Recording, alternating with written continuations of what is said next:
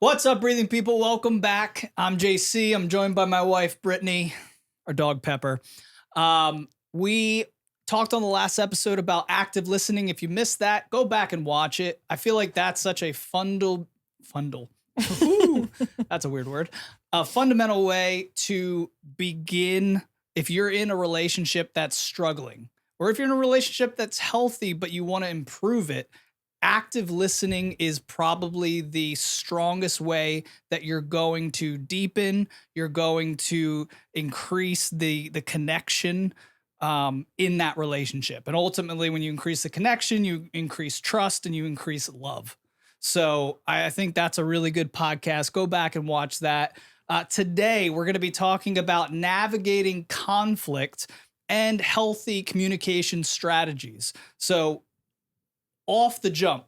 And I just want to let you know, this is something that it's a difficult conversation because we're talking about conflict, but I want you to come at this podcast from a framework of I'm going to be liberated today, because that's ultimately what will happen if you learn conflict in the way we're going to talk about it today.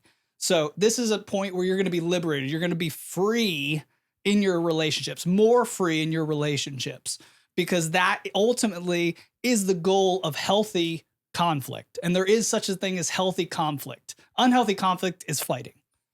And I just don't really think in relationships of any kind, friendships, intimate relationships, relationships with your kids, I don't think there's a place for fighting.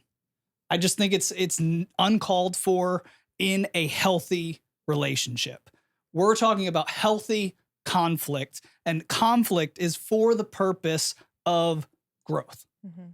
And I think this is something that we in our relationship, we didn't really struggle with fighting necessarily. We're pretty tame individuals. Yeah. We're not easily heated. We're not easily, brought to blows of any kind. So we've never really had that kind of all out brawl of a fight. But we did have unhealthy ways of dealing with conflict. Yeah. Yeah. So even if you're not a fighter, you're like, I've never fought in my relationship. If you never have conflict or fight, then there's definitely there's problems. Yes. Yes. There's so problems. We're also going to be talking to the people that maybe think that this podcast isn't for them. So stick around, because this podcast is for everybody, because we all go through conflict, especially if we want good relationships. So let's start out with the first point. We need to normalize conflict. We need to make this something that is healthy, that is good and normal in our households, in our marriages, in our relationships. Because when you come at conflict from a place where this isn't bad, the conflict already is going to go better. Yeah, yeah. Like it's a whole mindset shift as well when you look at it as this isn't bad. Because for me, when I still am working on thinking of conflict in that way where this is good. But for me, and I think a lot of people, you all of a sudden go to like, I need to protect myself. I need to, like, how can I get my point across? Yeah. And you have all of these things going, like it's a race in your head to get on top and like not be like the underdog in this conflict here, and to make sure you get the win. Mm-hmm. But if you can change it and you're thinking, okay, this is normal. There's an issue here that we both need to work through so that we can be closer and we can have a better relationship and we can grow to understand each other better. When you think of it that way, your whole way of thinking changes, because instead of like blaming that person or thinking, how can I get over a win or something like that, you're thinking, why am I upset by this? What makes me upset? And how can I talk to them about this and learn why they do what they do that's making me upset? Yeah. And I think it changes the whole way that you have to change the way you look at it in order for you to change the way you deal with it, is what I'm saying. And I think an easy way, and maybe this is like a certain type of person, but I know I know for me, one of the things that helps me do that mindset shift that you're talking about is if I have a purpose behind whatever it is I'm doing. Like if there's a reason for any action that I take, if I'm trying to discipline myself in some way, like exercise or whatever, I want there to be a purpose behind it. So if it's fitness, it's health. If it's fitness, it's aesthetics. If it's fitness, you can find whatever motivation or purpose is helping you to do the thing. And I think the thing that I would point out with conflict is there and is purposed in relationships for growth. Like that is its ultimate goal, is at the end of a healthy conflict, there should be greater growth in the relationship. Yeah. And if you come at it from that way, like this is going to help me grow. Yes, your mind is going to start to shift. If you need to call it something different, because maybe conflict in your household growing up was a fight. That's a bad thing. Conflict sounds bad. Right. Yeah. Conflict sounds bad. Call it a disagreement. Call it something that is going to help you shift your brain to what it actually is, which is a growth tool for relationships. Yeah. So I think that's really helpful. Have a purpose behind it. Have something that motivates you to, one, not be afraid of it. Have the right mindset towards it. And also, what was the third thing that I was going to say? I didn't say it yet, so I don't expect you to know it. But there was like another thing that I was thinking when it comes to, having the right perspective about it. Doesn't matter. It'll come to you. It'll come to me. But ultimately, going back to point one, all of these things are going to help normalize conflict in your relationships. And that's really what you want to do. And it's going to be something that's going to go beyond your intimate relationships, your dating relationships. It's going to be something that is going to be good for your friendships. It's going to be good for your parental relationships if you're blessed with that. It's going to be something that's really, really good. Is there anything else just for that's I just wanted to give that kind of opening so we understood what we're talking about. When I'm talking about conflict, we're not talking about toxic relationships right now. We're not talking about navigating fights. We're not talking about kind of a blow up in the relationship and how you navigate that. Honestly, if there's something that big, you probably need to have a third party involved. And don't be afraid of that. Make sure it's a safe person. It's not a biased friend that is that third party. If you need to go to counseling, please, please, please, that is a great time to do it. If there is something that is that explosive where you're like, I can't even approach this person right now for this disagreement or conflict, that's when a third party needs to be involved. Yeah, a lot of times, isn't there like a number? If you try to resolve a conflict multiple times in like healthy ways and it cannot be resolved, that's when you need a third person. I think it's like 2 or 3 times or something. Yeah. I don't know. That's an arbitrary number, but no, I think that's a good rule of thumb that if you're going into a conflict and the conflict ends without resolution, and we're going to talk about what the goal at the end of a conflict should be, and how you get there. But if you come out of it and there really isn't resolution, you just kind of went back and forth and went your separate ways because you were just at an impasse or agree to disagree or whatever. If you do that 2 or 3 times for the same thing, for the same, whatever the topic is that like the same exact thing. Right. Yes. That's an important one because sometimes we can kind of change the goalpost in order to get our way in a conflict. We'll talk about that. But no, this is if you come for the same conflict 2 or 3 times and you're just not getting to resolution, that's when you might want to seek a third party to help you get to resolution. so that you can have growth, even in those hard ones where you do go back and forth and you don't come to resolution. That doesn't mean the relationship's over. No. We want to emphasize that if you do things like our last podcast, active listening, or this podcast, navigating conflict in a healthy way, this will help prolong your relationships. The goal is to stay in relationship. The goal should not be, we get out of relationships, in my opinion, too easily, too quickly. We give up. It's too hard. This person is wrong and we're right. And, you know, there's so many things left on the table unresolved when we get out of relationships because we don't usually have the tools to stay in, grow, develop, and prolong that relationship. And that's what we want to help you with today. Let's talk about kind of different types of conflict, just so that people have a better understanding of the different types of conflict that you might have in a relationship. So usually conflict arises from surface issues.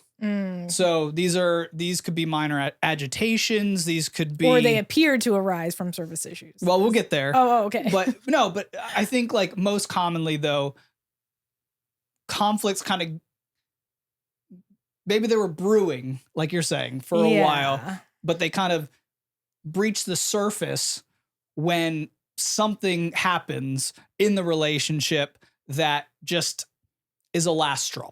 That is just a body language or a thing said, or just something occurs and you're like, that's it. We need to have conflict over this thing. And sometimes it is just a surface thing. It is just a surface, you know. Especially if you're having like a bad day or something. I feel like that's when you have a surface issue, is when you yourself are having a bad day. Right. Or something happened with somebody, some other place, and you're taking it out on the other person. It's like, might just be a surface thing because you're irritated. But then usually it's a deeper issue, especially if it's with the person that you're irritated with. Right. You know what I mean? Right. But then getting to your point, and this is the thing that we want to talk about, is all surface conflicts usually stem from a deeper issue.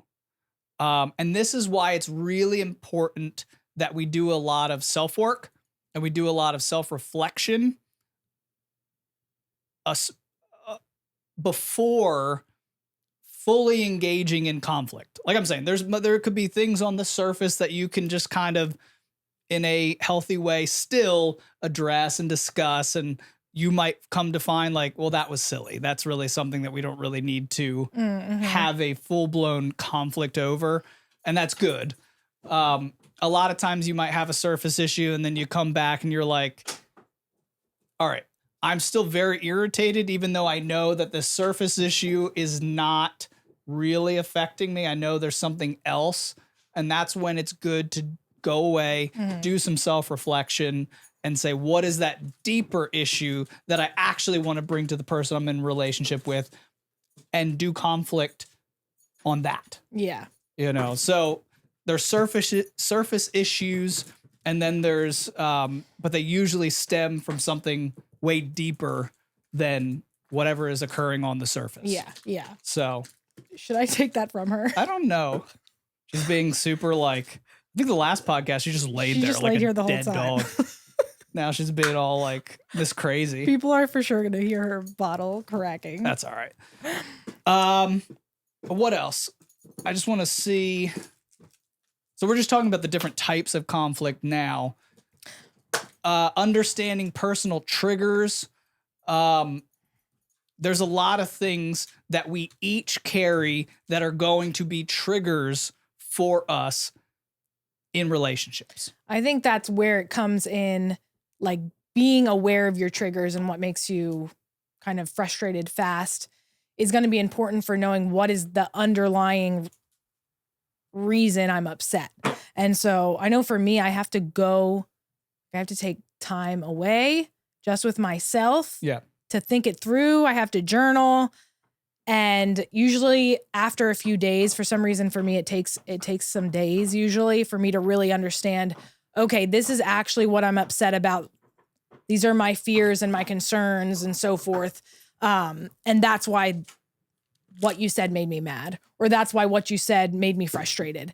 And yeah, so I think that's key to knowing what the underlying issue is, especially if you're the one with the problem, if you're the one that's irritated because of what somebody else did or what they said. Knowing what triggers you is key. Yeah, that's good. So know your triggers, know that sometimes surface issues stem from deeper issues. That's really important.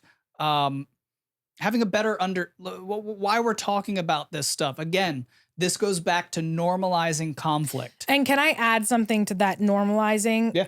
Because I know we're saying the word conflict, and I know for myself, I think of it as a big thing. Like, it feels like a big deal. I like the word disagreement better because then I don't get so like nervous. But I think it's important, even though we're using the word conflict, to realize that it could be just a little irritant.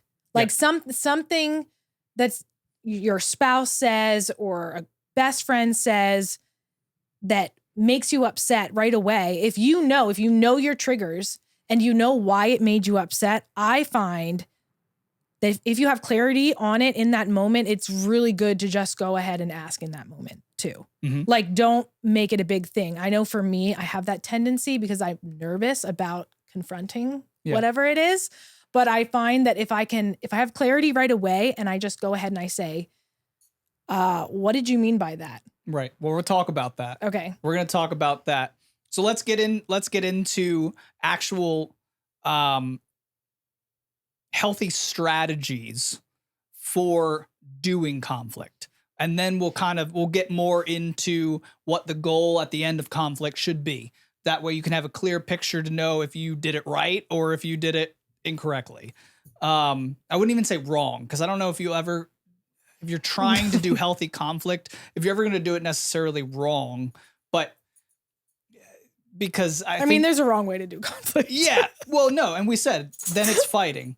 But if you're doing conflict and you're trying, you're still gaining something. I don't want you to think that you wasted your time. Yeah. Trying. You're not wasting your time trying. You're not wasting your time trying. Come on, Pepper. Come on. No, I took it away because you were chewing on the bottle. Come on. Do you want to go outside? Do you want to go outside? I feel like you're just going to bark in like 2 seconds. Oh, okay. Oh my God. Oh my God. Oh. All right, mommy. Okay. You want to put her out? Yeah, I can put her out. All right.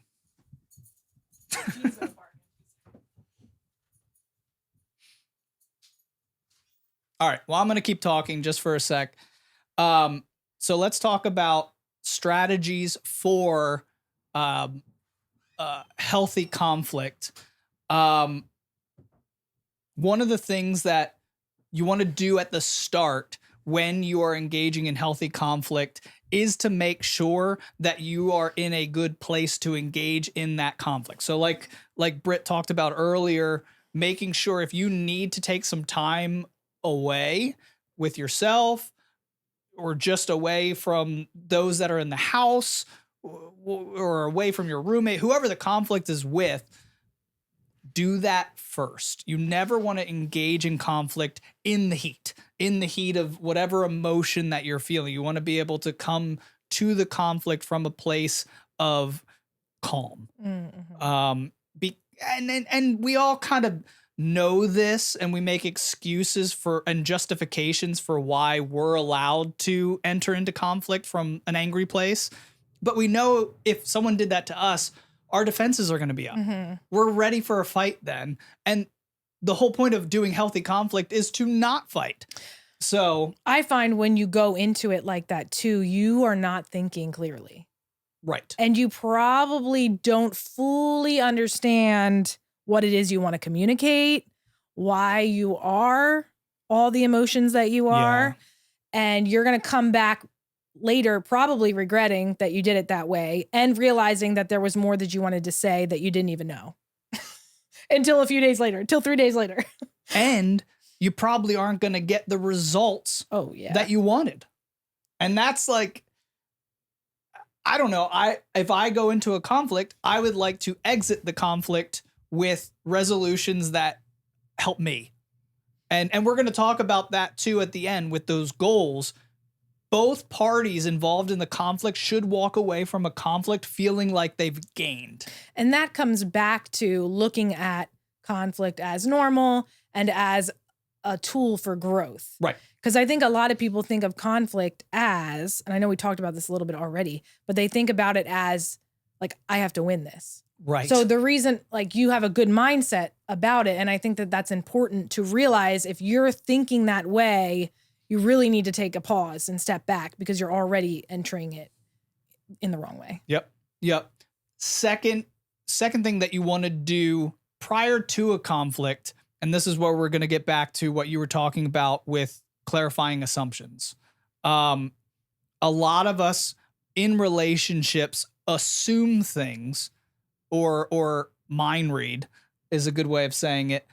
We believe things about the other person and their thought process without including them in it, which is a crazy thing to do when you put it like that. Like, I know what Britt's thinking right now. Like, no, you don't.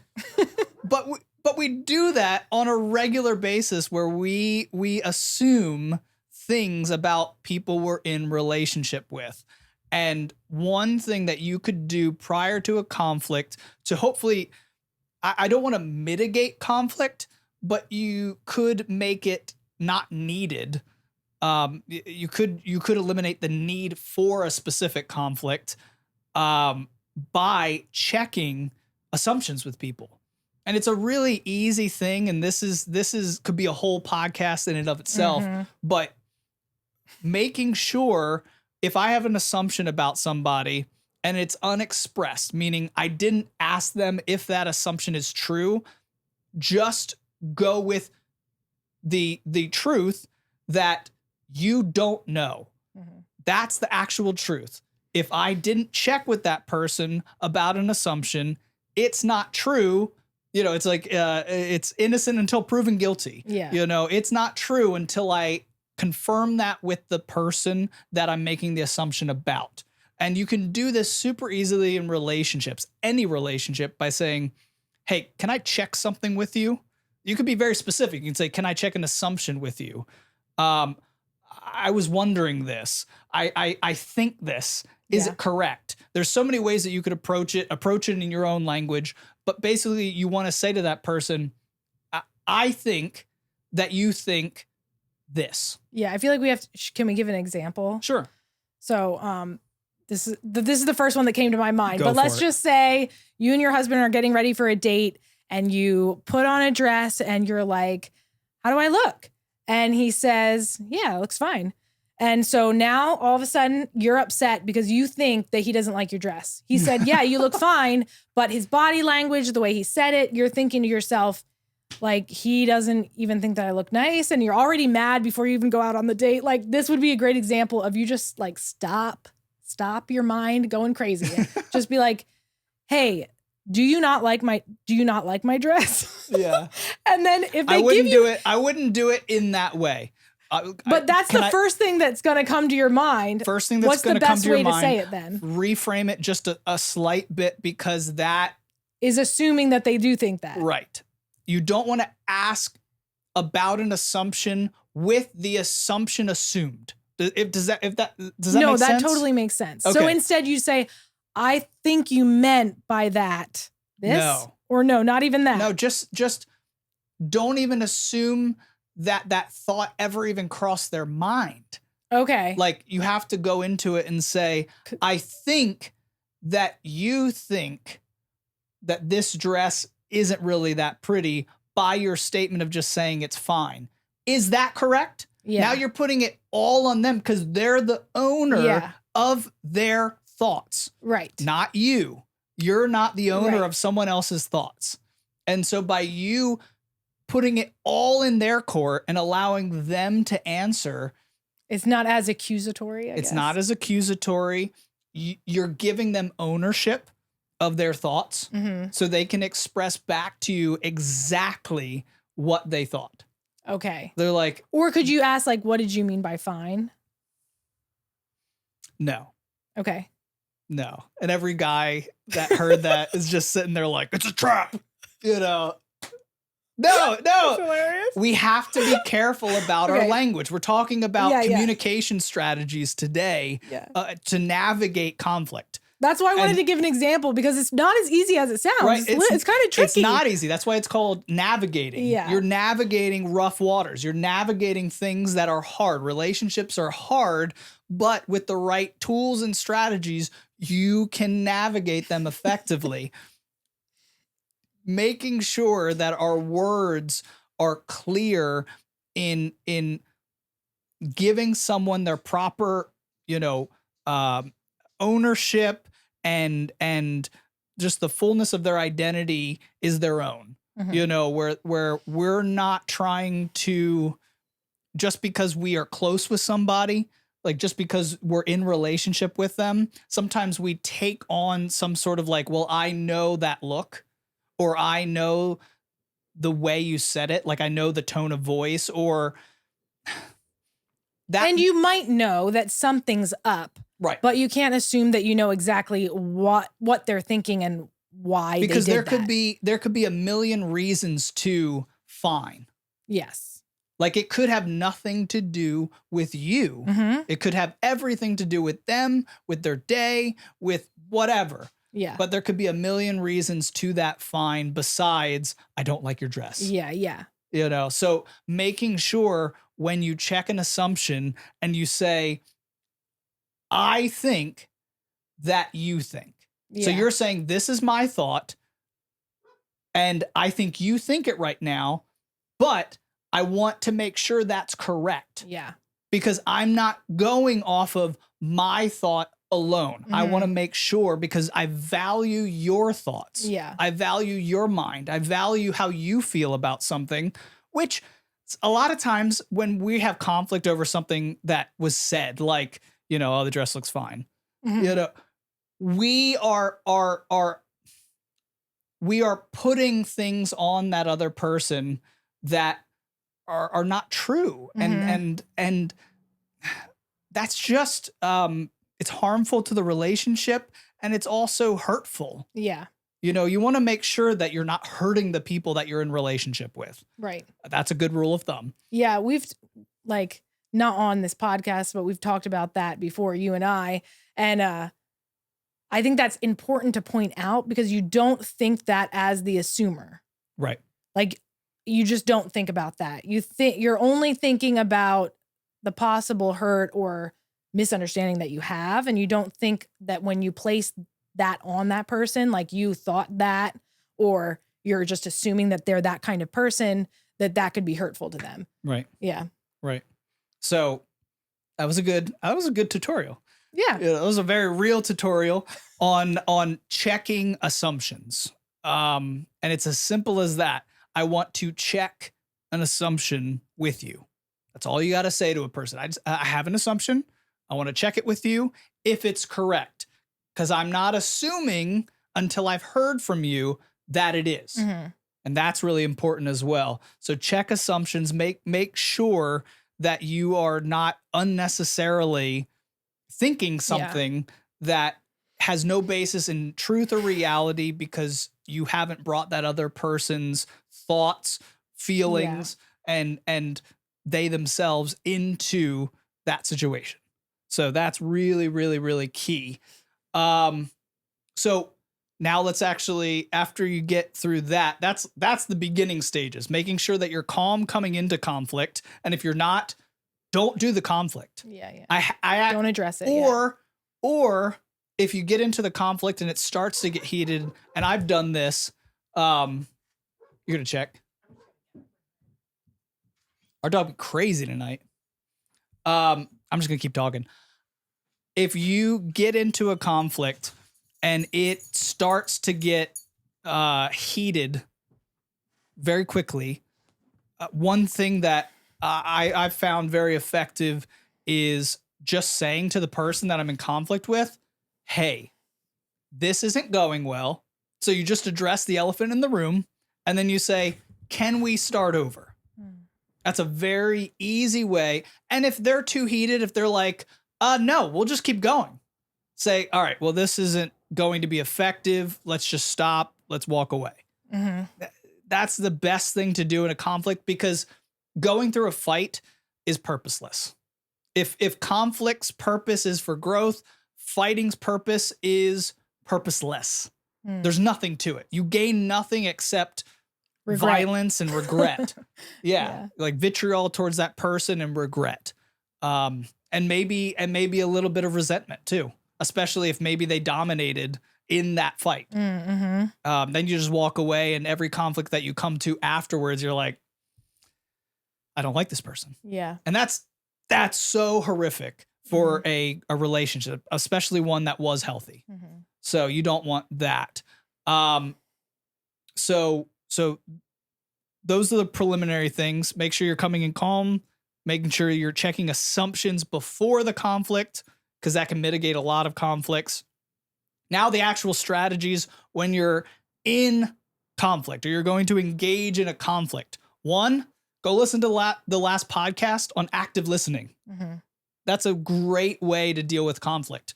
What active listening does, just kind of an abridged understanding of it, you're allowing the person to speak fully and clearly what they think while you remain silent, and you repeat back to them their thoughts, their words, their feelings, so that they feel heard and they feel known and they feel loved.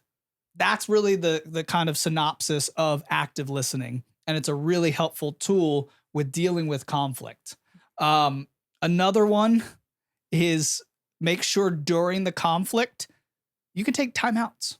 Yeah, we've done that before. Like you can just say, let's continue this. Like, let's say, like right now, our kids are being babysat while we do this podcast. Let's say we get into a conflict right now. Mm-hmm. We can do this, but then when the kids get home, let's pause. Yeah. Let's take a time out, because why continue this conflict while also having to parent children? Yeah. It's going to be ineffective. We're going to mishear each other when we are talking. It's not going to be good. So let's take a time out and resume later tonight. Yeah. That's totally acceptable in a conflict. If someone wants to push you to continue a conflict, I would say that it's bordering more on a fight. So I would check kind of the rules of the game when you're in conflict. Mm-hmm. I would be like, why do you want to push me to continue this right now? Can we just take a break? Yeah. Breaks are completely normal. They are fine. Mm-hmm. Is there anything else that you have in terms of strategies while in a conflict? Currently in one. Yeah. I mean, the conflict itself,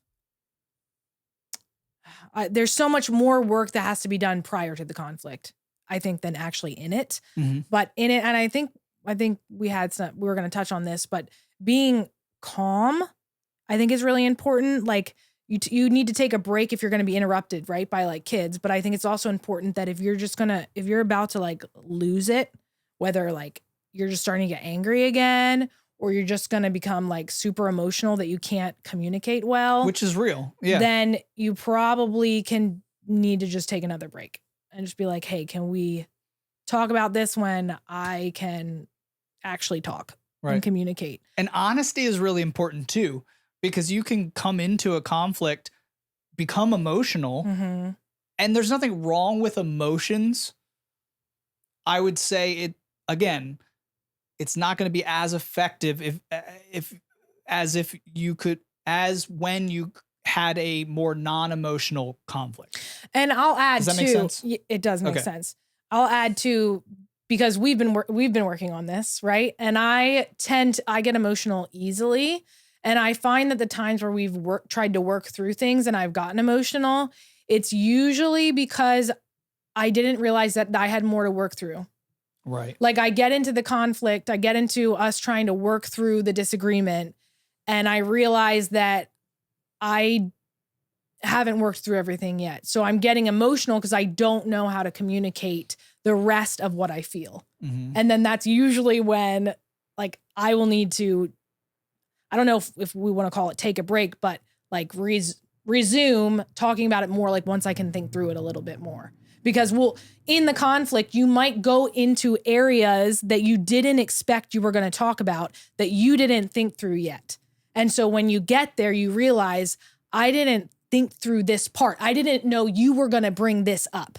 And I haven't had time to sort through my emotions in this, which I think is important to know too, because you can know why what you want to get out of it when you go into it, and how you feel and why you felt that way if you did the work beforehand to understand, what you want to get out of this. Mm-hmm. But yeah, you can get into it and realize that it's deeper than you thought, or the person brings up things that you just didn't see. And so you got to take a break. Yeah. As well for that. To sort through more. There's more things to sort through. Yeah.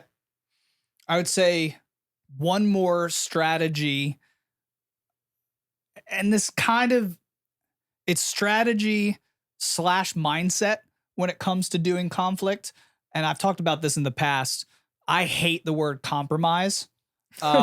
Because I think I just hear it in the government too much, where the Democrats and Republicans came to a compromise. And I'm like, oh, so nothing got done, or at least nothing got done.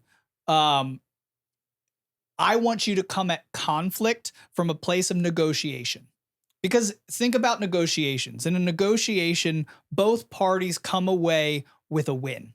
Both parties come away with, I got what I wanted from this negotiation. Mm-hmm. And I think that's a better place. Compromise, everybody lost something. You might have gained some things, but you also lost something. A negotiation, everybody's winning. And that's the goal. Everybody is growing from this, and we're not there to dominate. We're not there to win. Mm-hmm. We are there for everybody to win and grow from this conflict. Yeah. So coming at it from a place that this is a negotiation, which means we're going to have a lot of back and forth, and that's good. And we're going to make points and make arguments to those points, and that's good. That's the place that I want to come to. Not, well, I'll do this if you do that. That's compromise. Yeah. I don't like it. I've heard Jordan Peterson say something to this point, but it stuck with me. He was talking about him and his wife, and how when they negotiate, his perspective is almost that they're going to come to something better than he would have thought of or she would have thought of on their own. Yeah. And so that's true collaboration. Yeah. So when I think of negotiation, that's what I think of. I'm like, if you can really work through it well enough, you'll probably come to a solution that's better than either one of you could have come up with. Yep. It just takes a lot of time and work. What do you do if the conflict doesn't go well? What should be the response to somebody if you go through a conflict, it becomes a fight and doesn't end well? I think you have to assess, why did it become a fight? Because I think a lot of times it becomes a fight because we lose our cool and we start throwing jabs and saying things to cut down the other person because we're just angry or annoyed, or we bring up past things that we didn't deal with. Mm-hmm. and it becomes a fight. And that's on you. What was it? Just a couple weeks ago, I heard somebody say it takes one person to change a relationship. Yeah. And I was like, that's right. It was just a good reminder to remember your change in relating. Hopefully whoever you're, trying to work through something with also wants to grow. Mm-hmm. But if you are the only one, your change in relating with them is going to change the way the conflict goes. Yeah. Hopefully for the better, most likely for the better, because they can't jab back, or they'll feel ashamed to jab back at you because you're no longer doing that, or you're no longer shouting, or you're no longer doing whatever unfair fighting play that you did before.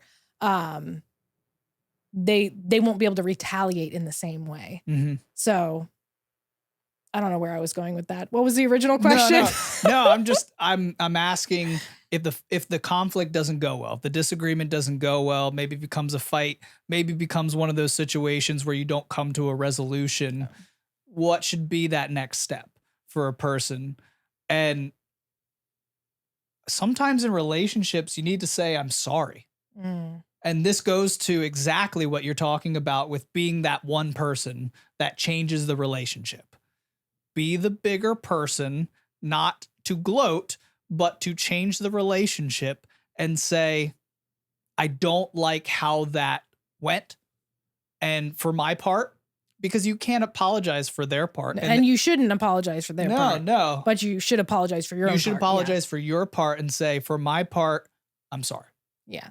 I did this, and this, and leave out the buts, leave out the ifs, leave out all of the ways that they played a part, because they did, in that conflict that went bad. And just say, I'm sorry.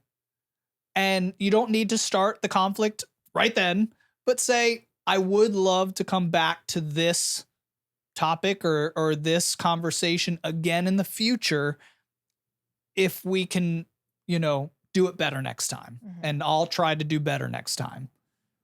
One, I totally believe that you'll have a better conversation that next time, with that being the kind of catalyst for going into the conversation. Yeah. An apology, because there's humility there. Yeah. There's going to be just a calmness in the relationship as you head towards that conversation because of your action.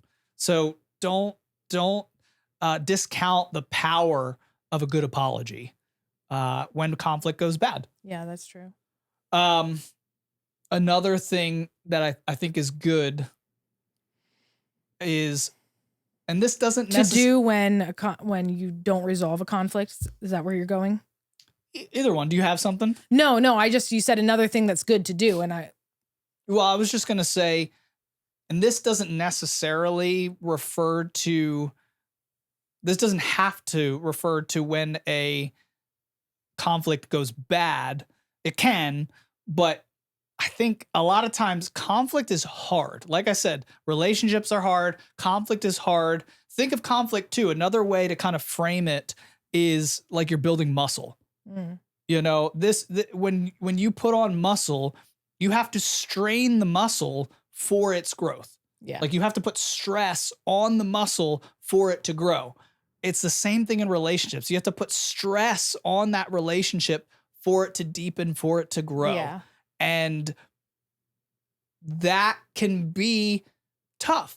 And after a conflict, it's not going to be tulips and roses. No. And you're not going to feel very romantic.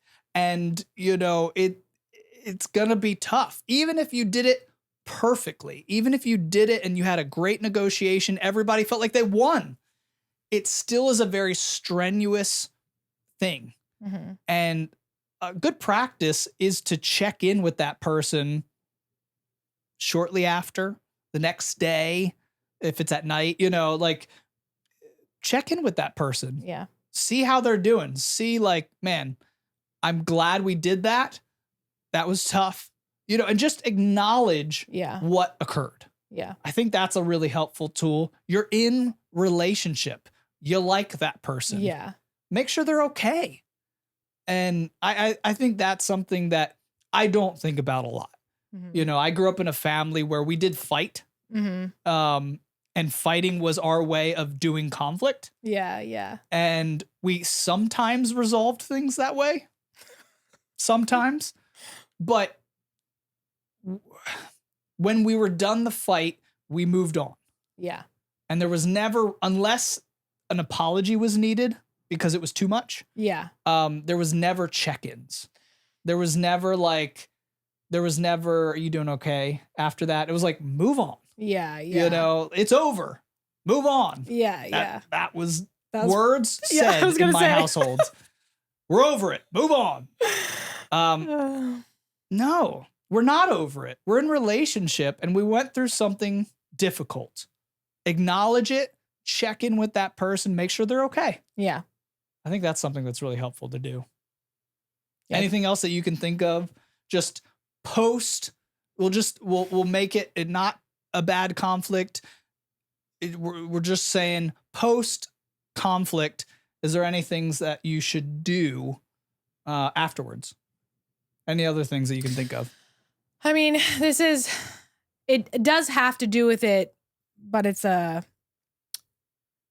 just hear me out. So there's certain, like, I guess I'm thinking of like a marriage relationship, but there's certain subjects. I won't say it's the exact same conflict, but there's certain subjects, especially in a marriage relationship, that are going to be a source of tension and something to work through, like on an ongoing basis. I feel like each couple has that, whether it's in-laws or finances or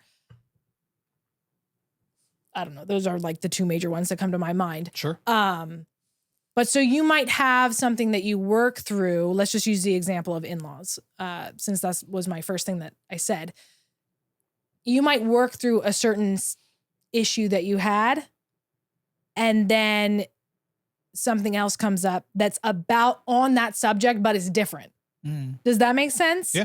And I just want to say that that's normal and that's okay. You just have to keep working through that, and eventually you will get better in that whole area of knowing how to navigate that thing, whether it's, like I said, whether it's working out, when you spend time with who, or your finances and how you spend, because you were used to spending this way and this person was used to spending this way. Like those certain topics, or sometimes it's relational, like there's certain jealousies with certain friend groups or whatever it is, that those things are going to pop up again and again. And you just have to work through each thing as it comes up. And eventually it will be easier to do. And you'll start to realize, oh, this is really the heart of why my husband's upset about this, or this is really the heart of why I get nervous when you do that. Whatever it is, you're going to learn that from each other and know how to avoid that as you go forward. But in the meantime, you just have to go through it. Let me just ask, just to clarify, kind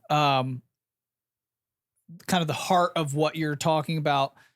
What I was thinking as you were saying it was like, you could go through a conflict about something and another thing related to that comes into your mind that you would like to do conflict about.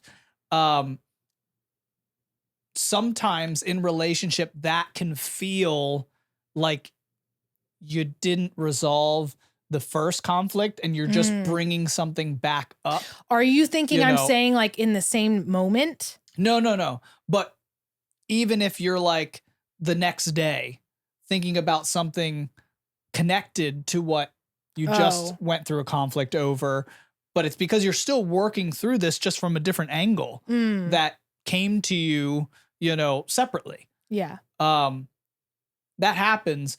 And again, assumptions can come in and that person can say, they're using this conflict or even healthy conflict to like get their way or something. Yeah. To just kind of beat an issue. And you're just coming at it from different angles. You need to be clear in those types of moments like, hey, I'm working through this. And as we did this conflict and it was very productive, this came to mind and I don't know what to do with it. Yeah. And I need your help in this relationship. I need us to work through it. That's a good point. I actually wasn't thinking of it in that way. Okay. But that definitely happens. Yeah. I'm just thinking of that being a pitfall for a lot of people because I have seen this before where you think you talked through something, but then new things come up after that. And then which is totally normal. But if they're adjacent or similar, or, they feel like the exact same thing that you just had a conversation about, you're like, oh my gosh. Yeah. I thought we just did this. Yeah. How are we doing this again? And then it feels like an attack. Okay. And I think like that's just something to be aware of, right, from what you were saying. Right. I don't know. No, I love that because I think that happens too. What I was saying, and like I'll use an example with us. So for us, like finances is something that we just think differently about. So we're growing in how we do it together well. Right. And so I feel like, I mean, for us, we work through like certain things will come up and we'll be like, we'll disagree on that. So we'll have to work through that. But then in like 6 months, something else might come up and we'll be in disagreement on that. So that's what I meant when I said that. Okay. Like there's certain areas that are just like you think differently or you do differently with that thing. Okay. Whatever it is. Yeah, yeah. And all I'm saying is that that's normal. Like you can't fix one thing and then just think you're never going to have problems in that area again. Right. Like, oh, we dealt with that. We're going to be good now. No, it's probably going to come up again. Something a little different that you don't agree on in that same vein. Right. Because it's growth. Yeah. Because it's growth and you're going to need to work out that muscle again. And that's why it's so important to really, truly resolve whatever that thing is. Right. Right. Because you want that resolved so that when the next thing comes, you're not then pulling from 6 months ago and saying, well, actually, I didn't like it when you did that. Or whatever it is, because you didn't resolve it then. That's going to be bad because now you're compounding your issue. Don't do that. Yeah. So that makes me sweat just thinking about it. Don't bring up past conflicts that you resolved, but didn't actually, but weren't honest about. Yeah. If that's the case, then you're a toxic person that needs to do some self-work. Mm-hmm. And maybe you're like, ooh, I can remember a time that I did that. I feel like we've all probably done that. We've all done it. That's toxic. And we need to just be honest with it. Toxic. It doesn't mean you are a toxic person. It just means you have to work through those things. That's a toxic trait. Yes. And you need to kill it and not do it in your next conflict. Yes. Because that doesn't belong and it will hurt your relationship. Mm-hmm. So don't do that. Last thing that I'll just say with conflict, we've really kind of, I feel like, come at it from a lot of different angles, provided strategies for how to do it, what its purpose ultimately is. You touched on this a couple times, but just kind of make a point of it to say so much of doing conflict well is the work that you do with yourself. Like how you self-reflect, how you kind of work on yourself personally in between conflicts. And that's working on your mind, that's working on your heart, that's working on your soul, that's working on your habits, that's working on, so many different areas, working on your speech, making sure you speak well. There's so many things that you could do to improve how you do conflict by focusing on yourself. Yeah. By focusing on how can I better myself for the other person and for me.